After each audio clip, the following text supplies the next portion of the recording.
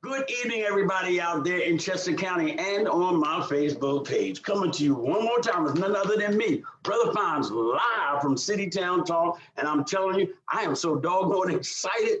This is going to be a great way to start off our Monday. We not only have a law enforcement professional, I told her I'm going to call her a LEP, law enforcement professional.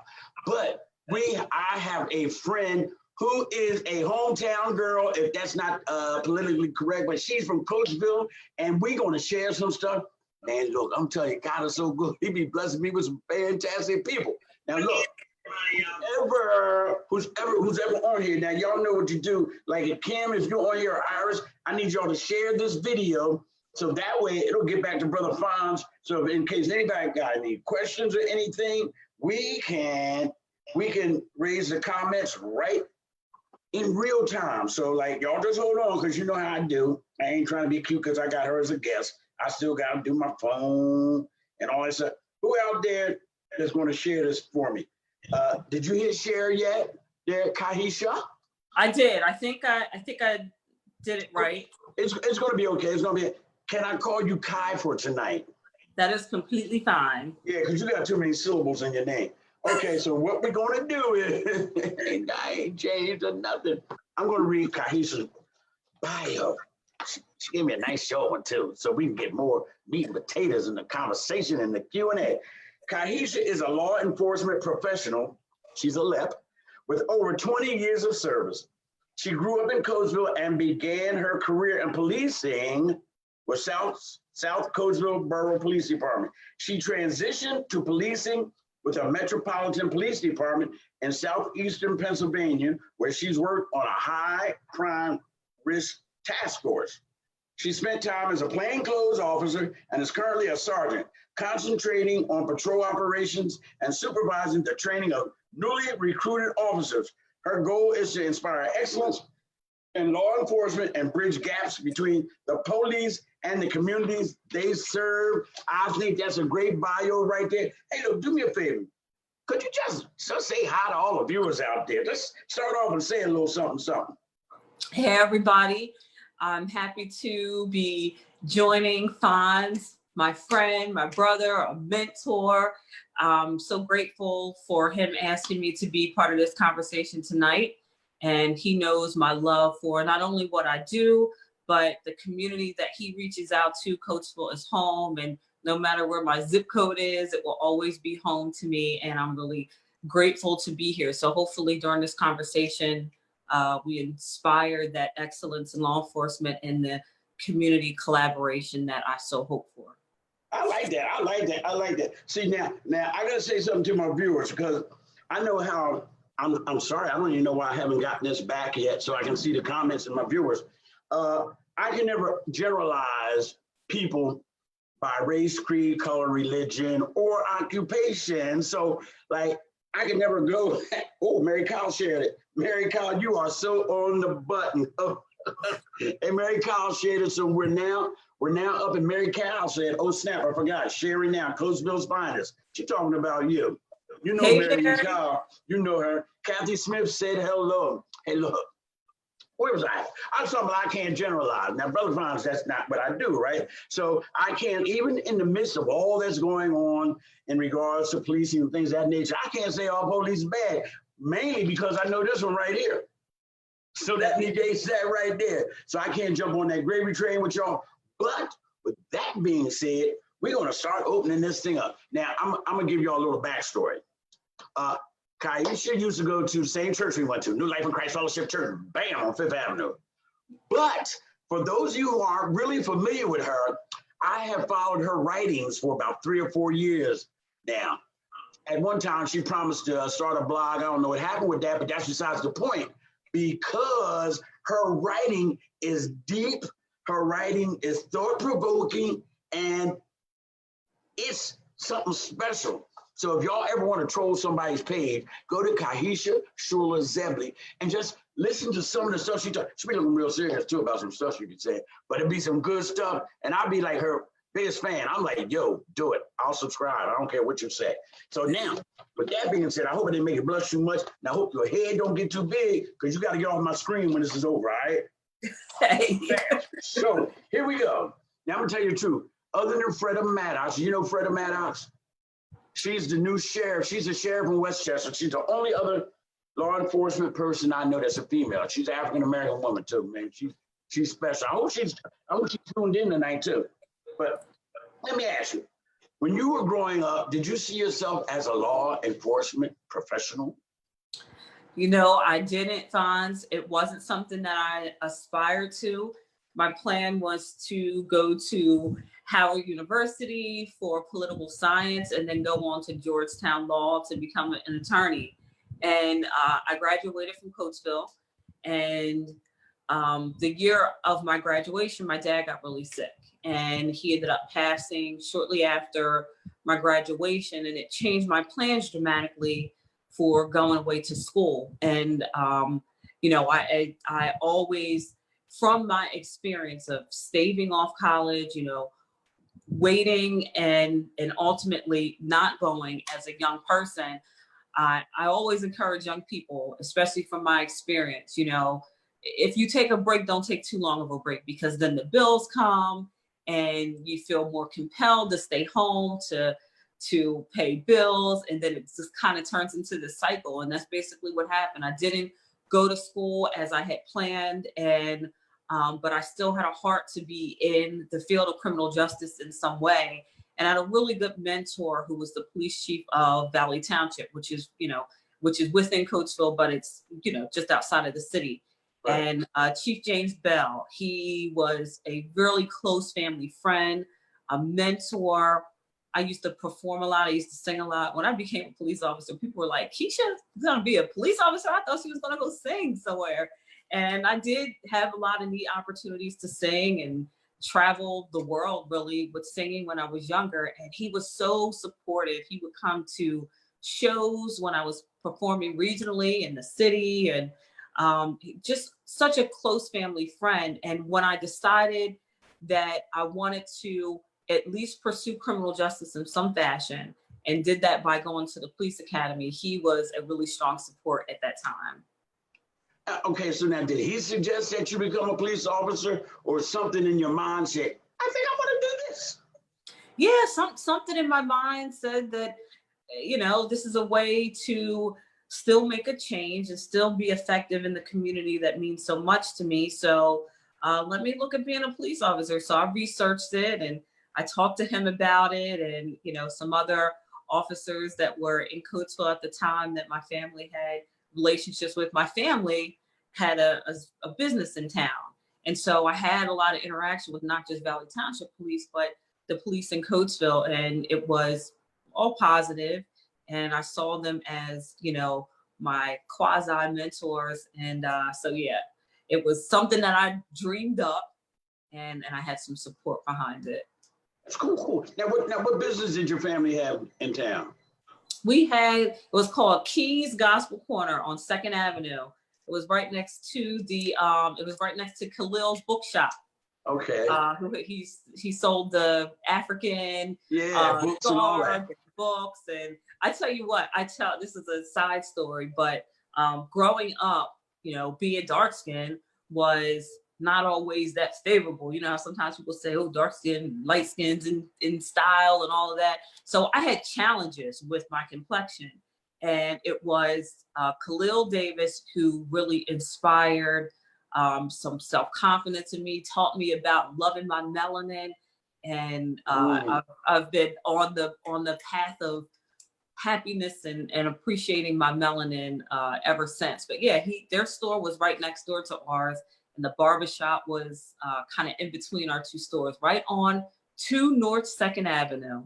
That must be right before I started opening up my stores and stuff like that. That's good. Nice side story, though. Nice side story. Now, let me ask you a question. Mm-hmm. Now, there's not that many female officers. Now, have you ever experienced any kind of like sexism or racism in the department? You know, it was interesting. So I started my career out in South Coatesville. I started in a small town, and we had mutual agreements where each of the small towns in the area, Coatesville, East Fallowfield, Valley Township, we all worked together. And I had the greatest relationships and maintain a lot of those relationships still to this day, almost 20 years fast forward. And I experienced really nothing but love when I was in Chester County working in a small community, and didn't really have too many brushes with anything that I would consider overt sexism or racism. When I moved on to working in the city, that was a different experience, and very different experience, and experienced some overt, some covert racism and sexism, and still experience some of those things. But I'm grateful to say that my experiences where I first began policing were really positive, and I'm grateful for those relationships that still exist. What's up? Let me acknowledge a few people that's checking in. We got Nelson Ojeda said that they love you and me straight from Puerto Rico. We have Elizabeth Norman, Sister Norman. She said, "Greetings, Mrs. Zebley." Oh, that's just so nice. Sister Norman, I love her too, right? Nelson said, "Hello, Zebley." Seville. Iris Holmes said, "Did you make history as the first African-American female police officer in South Coastville? Did you make history doing that?" I sure did, actually, yes. Thank you for reminding me of that. Yeah, people are following you, I'm telling you. Let me see now, what else we got? What were some of your biggest challenges in the academy? Because you did have to go to an academy, right? Right. So I went to the police academy. So the way that I went to the police academy was I sent myself. I wasn't hired by a police department that then sent me to the academy. A lot of folks, if they go on to either the state police or some of the larger city police departments, they will be hired and then sent to the police academy. So they're basically employed and go into the police academy through that employment. That wasn't the case for me.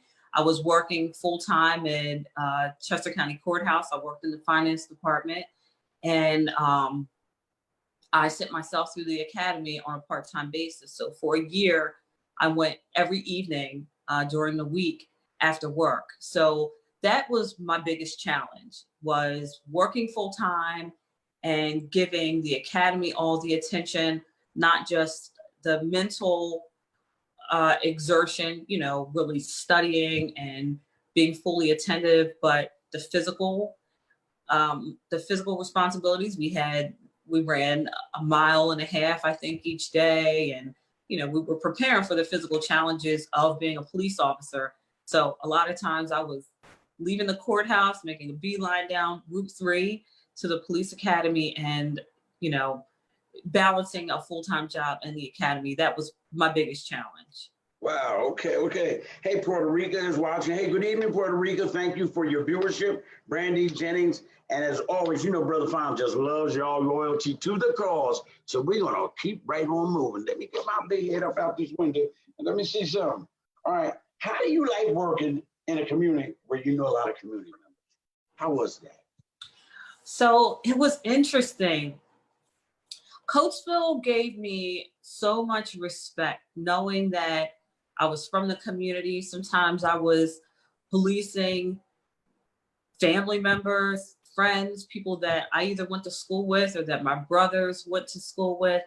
And it was a lot of positive because of that. If there was an issue where I had to enforce the law with someone who either I knew personally or knew through some sort of association, there was this respect that I was given. And I always appreciated that. People who looked out for me. I remember one time being on South First Avenue, and there's a alleyway that runs almost the entire length of South First Avenue from Modena Road back. And I don't know if it's still there or not, but it's this dirt path. And sometimes I would patrol back there. Sometimes we'd have issues back there. And I remember this one time there was still payphone right on First Avenue.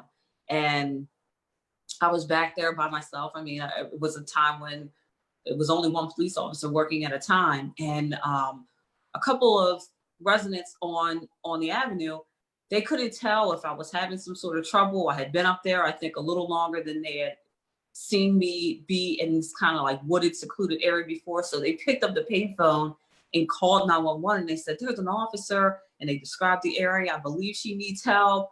And so other officers from neighboring jurisdictions, they were showing up to assist me. And I'm like, no, I'm just up here, doing a routine check. But that was the kind of love and respect and care that the residents of the community had for me. And I took all of those experience with me to where I am now. And, it was almost always a positive experience. Yeah, I imagine that you could never discount relationships in regards to policing in an area where you know the people where you're at. There's a great benefit, and you just said it right there, man. That's really nice. That's really beautiful. But we're gonna move on before I start crying about all the beautiful stuff. Elaine, Michelle, top of the evening to you, young lady. Now let me see what else I got going on here. Why did you move from here if you liked it so much? What happened? So, of course, with being in a smaller police department with very few officers, there's less opportunity to grow and to use your experiences and knowledges in a way that you feel can benefit the community in a bigger way. Okay. So that's what I did. I moved on to I worked in Parksburg for a short time, and then I moved into a larger police department where I am now. And that was really the main reason behind it, was just to have more opportunity. And I struggled with that too. I felt like, I'm leaving a community where I feel like I'm really having an impact, and it's still on my heart to be able to come back into the community that means so much to me and serve in a greater way, bringing back with me experiences that I have had policing in a larger police department. Okay, now, this is just between me and you, all right? We ain't gonna let everybody know about this. You ever had to pop somebody upside the head while you was in South Coast? We're like, bam!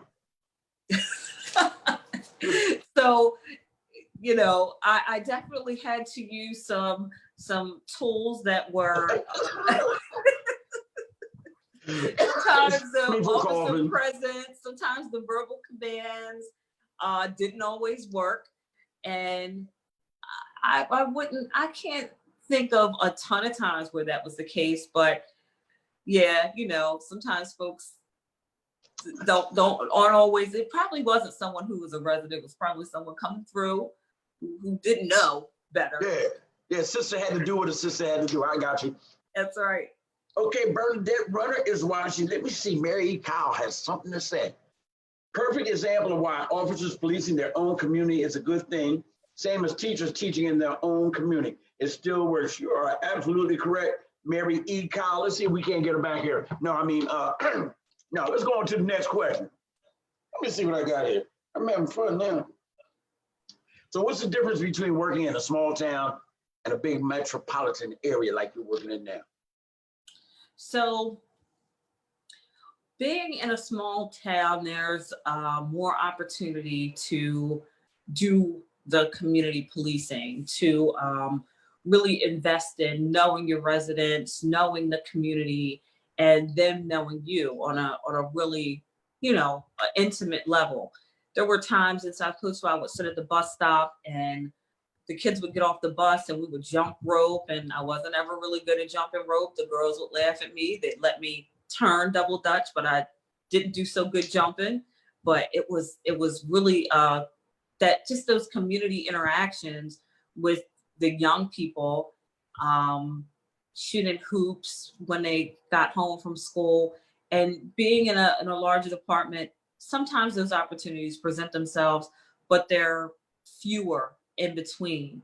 And being in a larger city, there feels like oftentimes you're constantly enforcing. Like there's always enforcement and not as many opportunities to give back. And I've tried to balance that by doing some volunteering. There's some opportunities that I've had to volunteer with students from an elementary school within my patrol zone, and exposing them to not only my work, but the environment where I work. And so that's helped me feel a better balance. But I think those are some of the biggest differences, but there's certainly some similarities. But I'll say one more difference. When I worked in South Coatesville, there was one stoplight and some stop signs, but there weren't a bunch of one-way streets and things like that. And I remember when I started to work in the city, the thing I was concerned about the most was all of these one-way streets, because I'm not a city girl, and all of these one-way streets and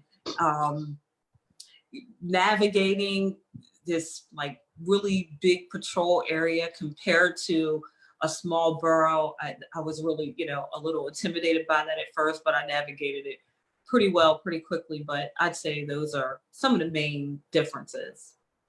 Oh, good stuff, good stuff. All right, now you was on a high crime task force.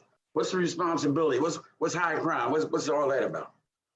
So one of the most effective ways to police, especially in a larger city, is to look at crime trends and what's driving those numbers, whether it's an increase in robberies or burglaries, and then having a response unit that is not, they're not focusing on regular patrol, like enforcing traffic violations, responding to lower level crimes that are in progress. Having a specialized unit that is perhaps versed in surveillance techniques or utilizing plainclothes, which was part of being on that task force, and focusing specifically on crimes that are trending upwards. And a lot of times what my unit would be focusing on were burglaries and robberies. And there was even a trend of pickpocketing going on in their local coffee shops, like Starbucks. People would sit their purses down or their backpacks down, go to grab coffee, or they could even be just sitting right there, and really well-trained criminals would easily be able to pickpocket a wallet or some other valuables out of their purse. So that's what the task force was utilized for, to target those crimes that were trending upwards. Okay, good stuff. Hey, let me acknowledge some friends out here. Denise Owens, is good that I'm so glad we're friends now, Denise, so you have the opportunity to see some of the stuff. Michelle Williams, how are you this evening? And Yasmin Shruil, good evening. Let me see, Irish Holmes got something to say here. Let me see. Being an officer, do you have to be a little more out the public eye when you're not working for the safety of your family and self? Do you have to kind of like keep a low key because you are an officer when you're out in the public? Right. It's definitely something that I keep in mind, especially right now in a climate where there's more tension than usual. I'm certainly mindful of it. There are some things that I don't do. I don't have things on my car that identify me as a police officer. But I utilize my social media, as you are well aware, and I don't hide the fact that I'm a police officer. And I don't hide from being out in the public, because I think it's important for people to see that I'm a real person in addition to being a law enforcement officer. And I want to be able to balance those two. Oh, good stuff, good stuff. Okay, as a law enforcement officer, you ever had to discharge your gun? Now, you already said you hit somebody upside the head. You had to shoot somebody too? I have not. Outside of training at the range, I've not had to fire my weapon. Situations where there was active gunfire, and fortunately, I haven't had to be the one directly involved. Praise God for that. Praise God for that. Okay, let me see. Tina Madsen, top of the evening to you, Tina. Good to see you. That's the Madsen sisters. Hey, now, has there been any one incident that has left, and I know everybody wants to start hearing about the police situation that's going on now, but we got to wade through all this before we get into that. Wait a minute, am I okay? Has there been any one incident that has left an indelible mark on your heart or in your mind? Just pick anyone. So over a 20-year career, there have been a lot. There have been lots of highs, there have been lots of lows. I'd say there's two that were similar in nature, and I'll just give a quick disclaimer. the stories have a happy ending, Mhm. but they may be a trigger for some people. So just they involve an attempt to take someone's life. So I just want to say that in case there's anyone who's watching that may be a sensitive subject for, but they do have a positive ending, both instances. So just quickly, so where I patrol, there's a river nearby, and we have lots of incidents that involve people that end up in the river either voluntarily or accidentally.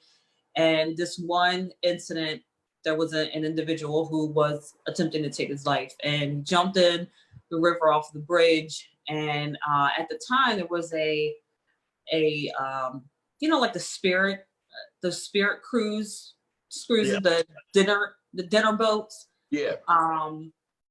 So at the time, there was a similar boat like that parked. It wasn't in operation. It was after hours, I believe. And so the boat was parked, anchored along the river bank. And you could still see the individual in the river. He was at the time swimming still, treading water, as they say.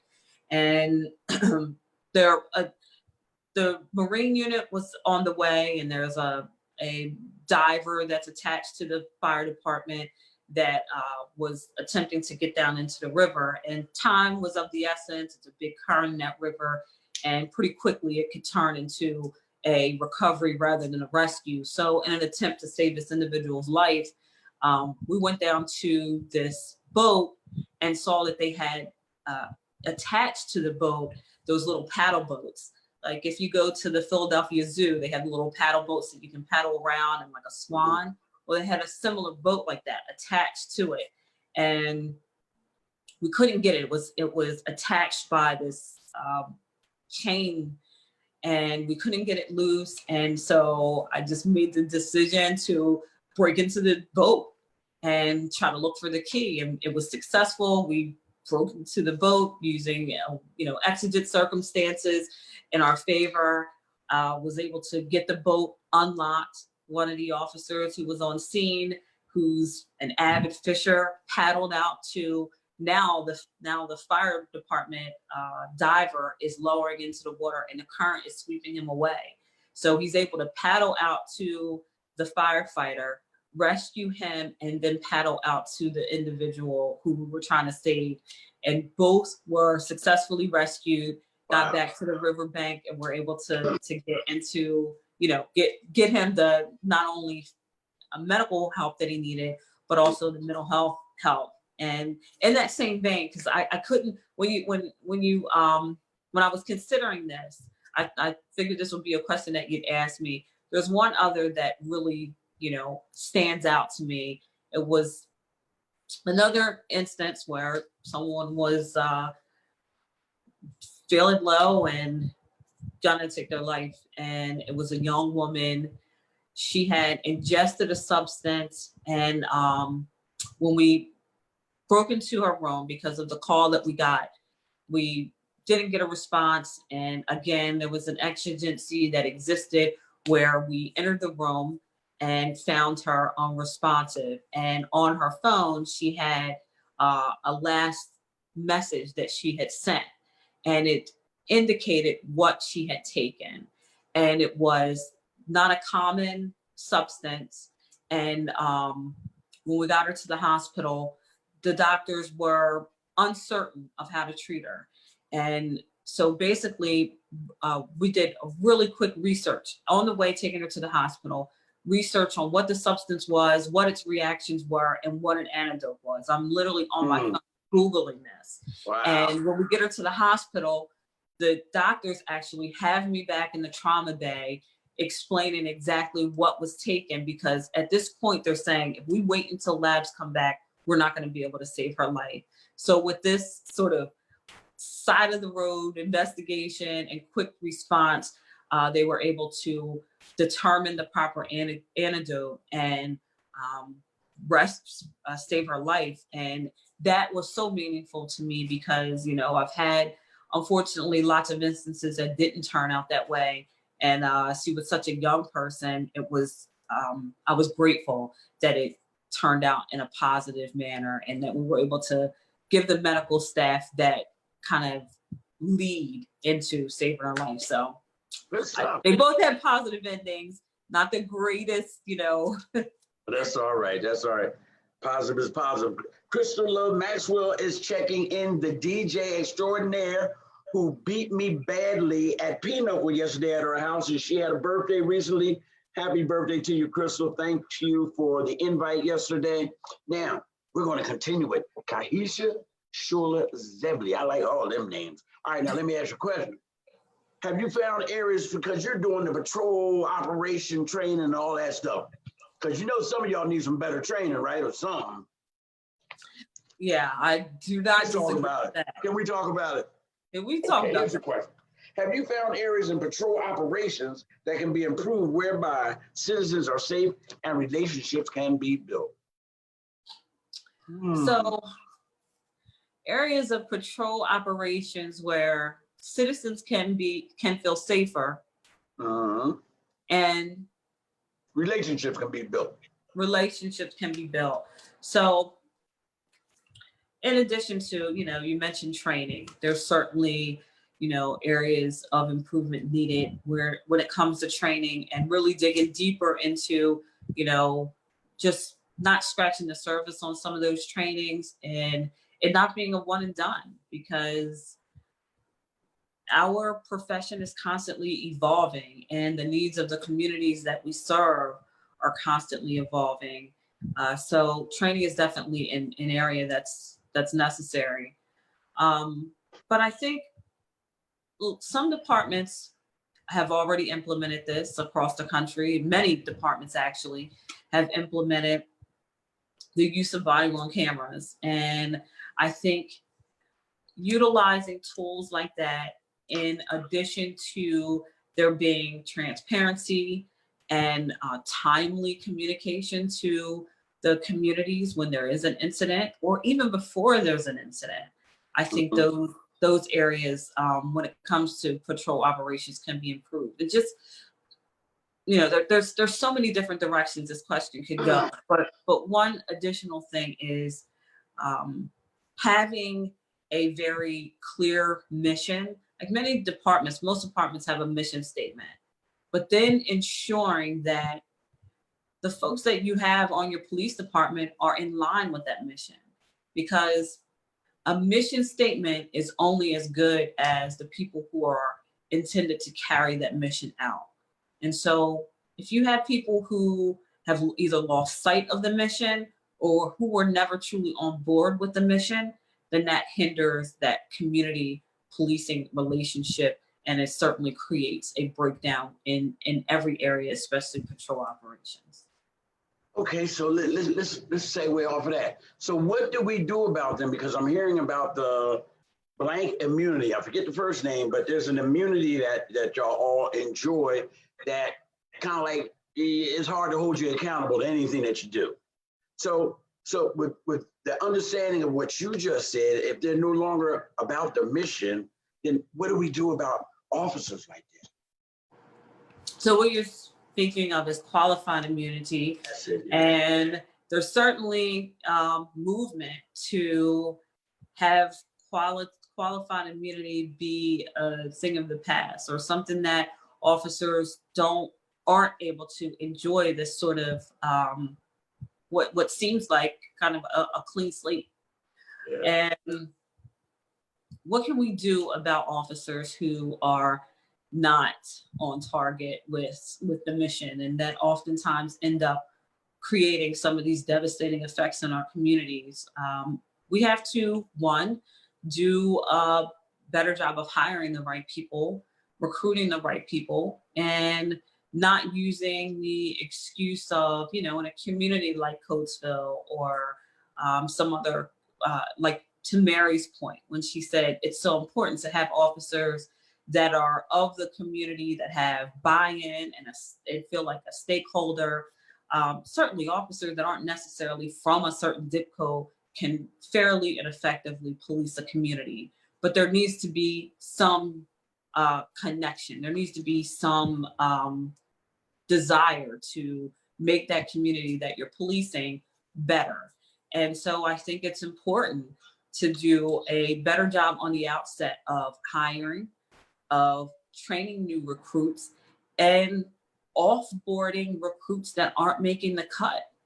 Don't worry about money and time that's been invested either in the process to hire them, because sometimes the hiring process can get really lengthy. It can get expensive if you're gathering an interview panel from folks that are in other agencies, convening interview panels. Like, it can be timely and it's costly because you're utilizing facilities to facilitate physical agility tests or proctoring a written exam.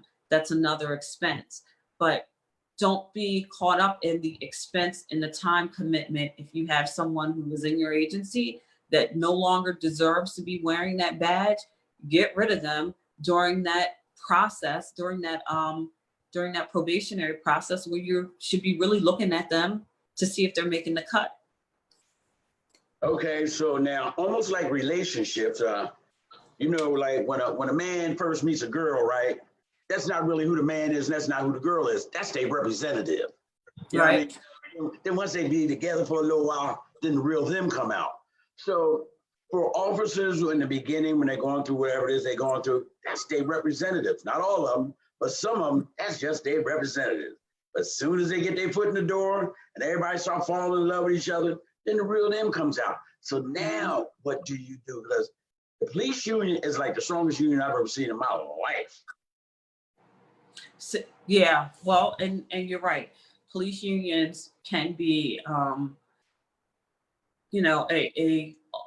a barrier sometimes to ridding a department of a problematic employee. And, maybe there's a need to have probationary periods be extended beyond, if it's 3 months or 6 months, that it be that year period. It's kind of hard to put on a front for a whole year, and put things in place where your field training program is designed to really pull out who this officer really is, and make sure that not only you're looking at who the officer is, but you're looking at who your field training officers are, making sure they're properly trained and those who supervise them know what they're looking for in a quality officer, and also know what they're looking for in someone who really shouldn't be on a job.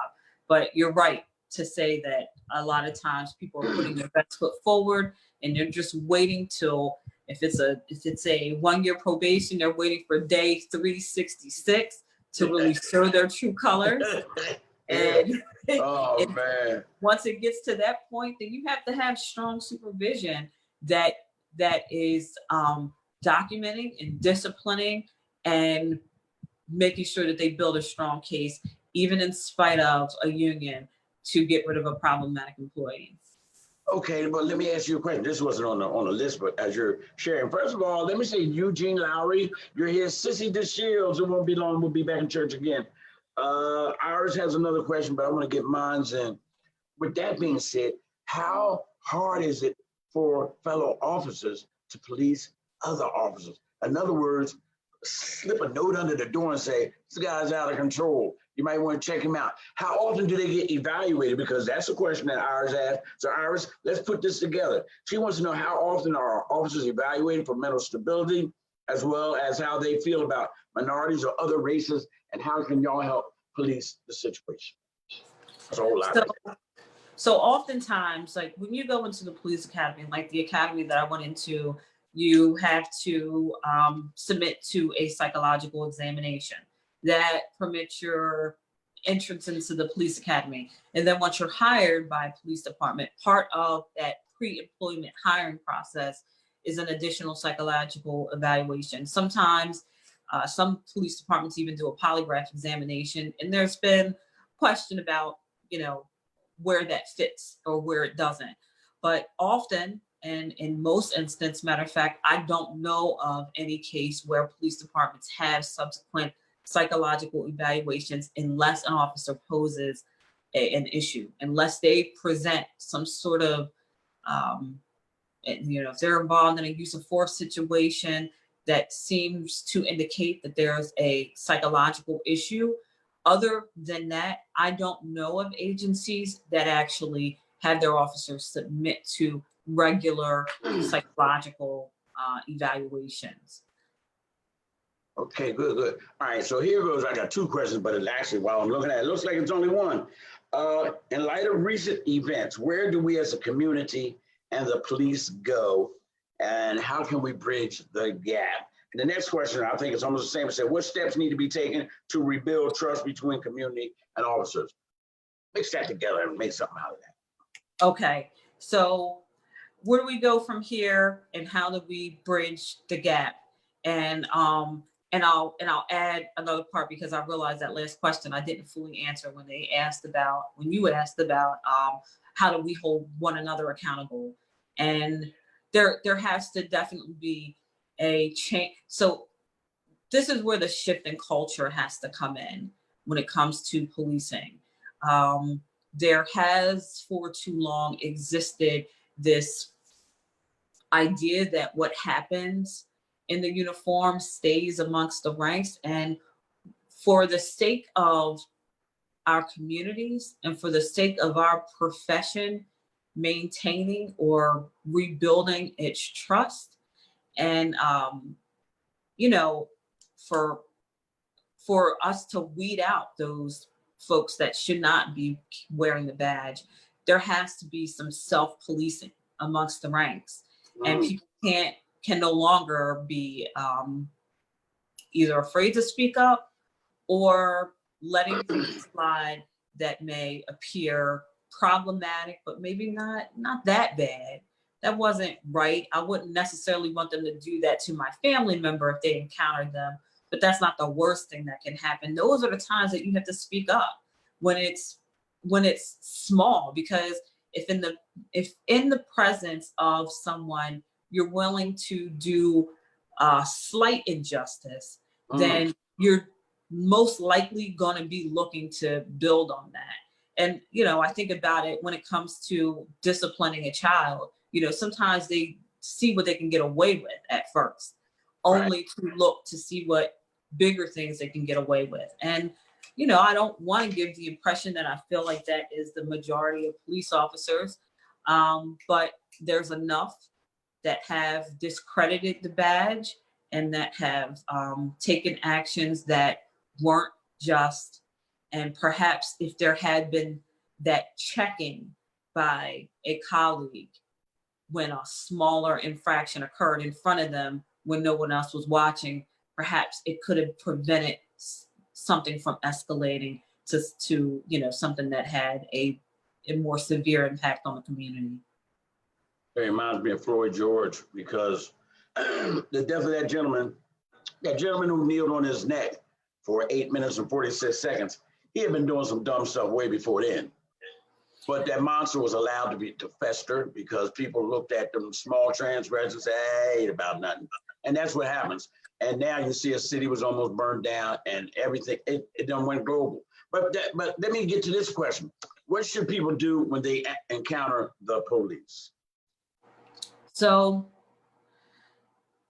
folks should definitely keep in mind that if they encounter the police on either a car stop or something that comes up a lot in the city, there may be a crime that just occurred and someone flees the scene. And someone who is matching the description of the clothing and the height, the weight, what other information is able to be gleaned from the person who's reporting a crime, they are coming down the street in that same area where it's likely that they are coming from, where the crime was just committed, and you're being stopped for an investigation. First, whether it's a car stop, whether you're being stopped for investigation, keep in mind that things that we may consider petty, things that a citizen might consider petty, or that's nonsense. Don't you have anything better to do? You're just stopping me because my tail light is out. You don't try to project the reason that the officer is stopping you for that vehicle infraction or for that equipment standard that is not in line, if your tail light is out or if your inspection stickers are out or something like that, or something that rises to a higher level, you're being stopped because you're fitting the flash. Number one is, and I say this with care because I know that it's sensitive when people are told, just follow instructions, just listen to the officer. You wouldn't be in this position if you just listen. Believe me, I'm saying this as not only someone who's a law enforcement professional, but I'm saying this as Khyhisha, who could be in that same position at any given time, who has been stopped and who has known that I'm being stopped for what I'm thinking in my mind is BS, because the person in front of me, they just ran the same light, or the person in front of me just made that same illegal U-turn, whatever it is. Try to keep your emotions intact. Try to reserve judgment for the reason why you're being stopped. Let the incident play out and know that if there is something awry, if there's not a just cause for your movement being stopped, that you have recourse. But in the moment of being approached by an officer to be stopped for an investigation, in that moment, unless there's some real serious threat to your safety in that moment, it's not the time to dispute the constitutionality of your stop, because you may come across one of those officers who isn't in line with the mission, who wants to make sure that your movement is stopped as much as you're resisting that. And it's just really, just let the situation play out. And if you are being wronged, use all of the mechanisms at your disposal to right that wrong. But in that moment, you are almost certainly going to end up on the losing side, because of the person behind that badge having an overwhelming amount of authority and tools to enforce that authority that you just don't have. So right or wrong, with the exception of, like I said, some an imminent threat to your safety or well-being on a car stop, if you feel like you're being profiled because you're in a certain neighborhood, there's mechanisms for that. You have your phone on you. You're within your right to record your interaction with the police. I know that there's apps now that will activate your interaction with the police if you just give it a verbal command. Just make sure that when you are recording your interaction with the police, you're not doing it in a way that poses any sort of officer safety threat, or that you're interfering with an investigation. Make sure you're doing it in a way that doesn't cause another issue.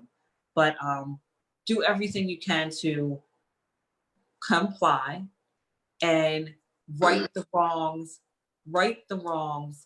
in due time.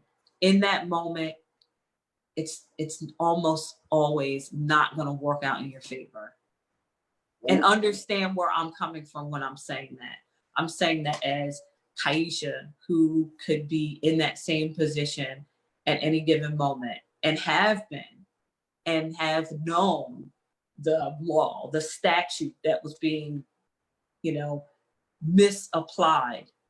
But in that moment, I knew that I didn't have the upper hand, and that if I persisted, that somebody's ego was likely going to feel bruised and jeopardized. And if there's an additional response, then now, I'm at someone else's mercy. So it's tough, because I don't want folks to feel like I'm saying if you would just comply, but basically I'm saying handle it the right way in the right time. I liked it. You may have saved some people some lives and everything else with what you just shared there, because we all want to get home at night. You know what I mean? And I really appreciate your candid explanation.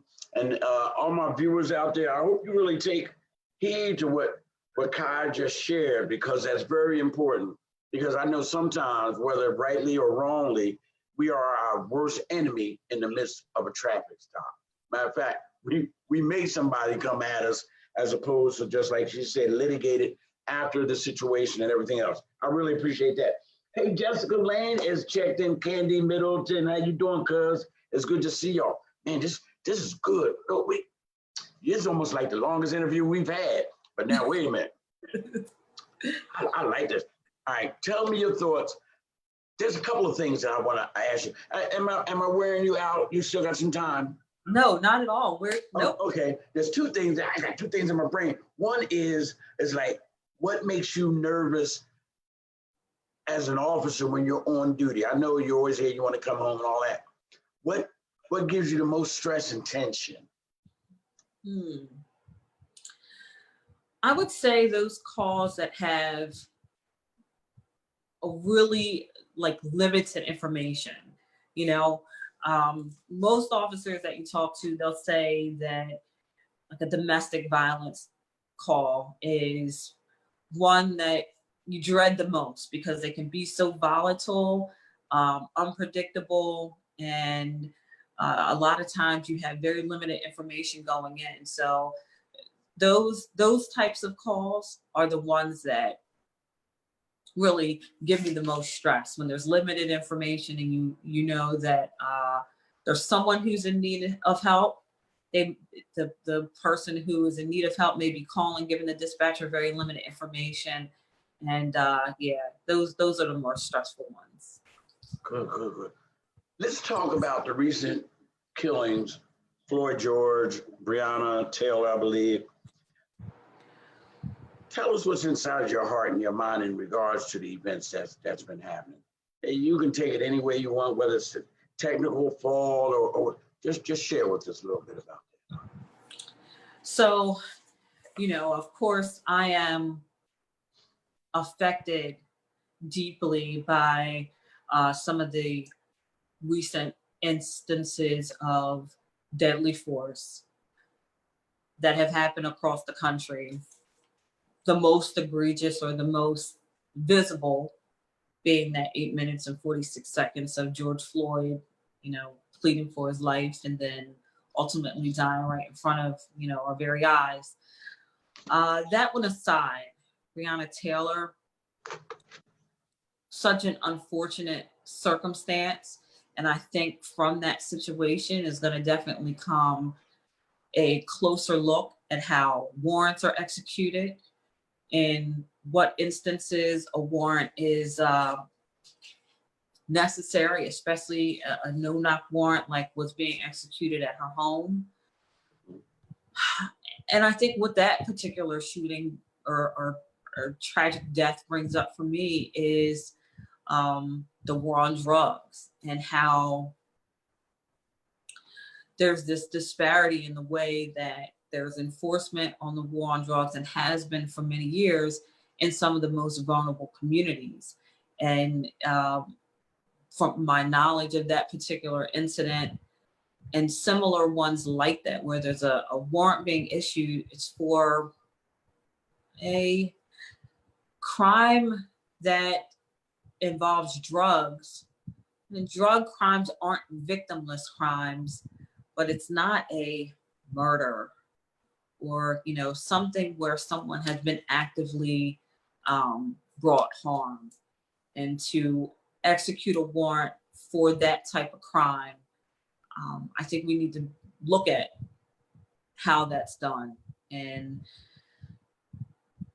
I do think with all of these recent shootings, we have to look at them individually. And although some have involved people who were unarmed, I, as a law enforcement officer, keep in mind that someone being unarmed doesn't mean that they're not dangerous.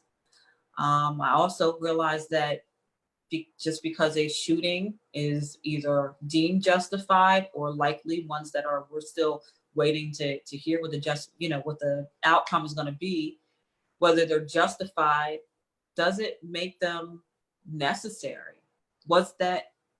Did that person's life have to be taken in that instance? And of course, we had the benefit of 2020 hindsight. and aren't there in the midst of when the officer was making the choice to use deadly force. But I hope that what we can all take from this is, and again, this is a moment of me being candid, and Breonna Taylor aside, because that was kind of like its own separate, she was at home sleeping. But some of these ones where, like Rayshard Brooks, so many names, and they start to escape you. But one of the common things that exist goes back to what we were just talking about, is there being some degree of resistance or fleeing from the police. And please don't take that, me saying that, to mean that I think that equates to justification for the use of deadly force. But what I am saying is, when you, as a citizen whose movement is being stopped by the police, are on the other end of all the options that an officer has to them for using force, from a ASP, which is the baton, to mace, taser, and ultimately their gun, you're at the mercy of those use of force options. And it's not worth taking the risk that an officer is going to perceive a threat because of your resistance. And I think that's the thing that stands out most to me, is the officer's actions aside, which I hope are all dealt with appropriately and timely, is what can we do to prevent ever being in those situations? Thank you very much. Quentin Brown, it's good to see you checked in. Roberta Steyer, I'm glad that you came on and watching. I talked earlier about you beating me at Pinochle yesterday. You can get off of this show as far as I'm concerned. But look, Kai, you are doing such a fantastic job. To my viewers, I really think you need to hear the heart of this young lady who is an officer. She's been around for 20 years in this business, and she's giving you the inside scoop on how we can come home safely without harm and everything else, whether we feel like it's right or wrong. I think we really need to listen and take heed. Oh, man. Hey, let me ask you a question. You think it would be advantageous to have a citizens review board? Absolutely, I do. I definitely think that it's advantageous, and I think that there's some standards that need to exist when it comes to citizens review, that people from the community are vetted and are selected from like a diverse pool, that they are trained on the law, like given, go through a really exhaustive training, like a 2-week training of really understanding the law and understanding that officers, in the midst of making a decision, they don't have the benefit of, hindsight, and making sure that the Citizens Review Board doesn't take those things into account, that the officer at the time that they've made their decision, that they don't have the ability to use.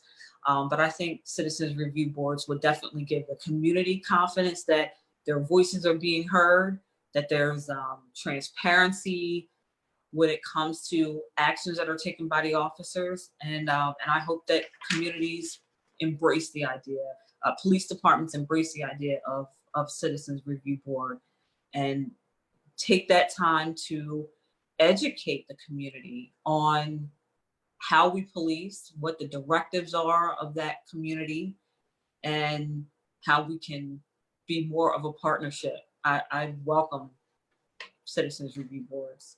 Good stuff, good stuff. Now, look, we've just about come upon that hour. Now, I'm telling you, we just breezed on through almost an hour. This thing was like really, really nice. My viewers, of course, I will be replaying this and sharing this. And I advise you to share this with your family members, because we need to know. We need to know from the inside some of the things that will help us as a community in the areas of policing, GameStop, and all kinds of things of that nature. And plus, we got Khyhisha, and she's just one fantastic lady. Now, look, this is your last call, Kai. I want you to share with the community whatever in your mind, whatever on your heart before we sign you off. I just want you to just leave us with a bang. Just hit it with something special. Oh, man. I've been bragging on you. Come on with it. Well, I'm obviously grateful for this opportunity. And what I want to leave you with most importantly is I want everyone to remain safe and use really good judgment when they're having an encounter with the police. I'm a proponent of accountability and higher level of training for police, and really in some ways reinventing what we do and how we police, because I think the time is ripe. I think the mandate after some of these incidents that we've seen over recent weeks and months, and it's a culmination of things that have happened for many years. I think the time is ripe for there to be almost a reimagining of how we police. And I want to see more community and police engagement. There's so much more that we all have in common. And as a law enforcement professional, as a citizen, a mom, and all those things that encompass who I am, it means so much to me to know that I think we're on the path to rebuilding. And I hate that it had to come on the heels of such tragedy, but I'm really optimistic of the positive changes that we can see. And I want to see, community members finding a way to be part of that positive change and understanding what it is that the police do, the way that we make our decisions, and us understanding that we really all collectively want the same things. I think that's the note that I would like to leave on. Oh, you're just so special. Look, I want to say thank you. I appreciate this hour went by real fast.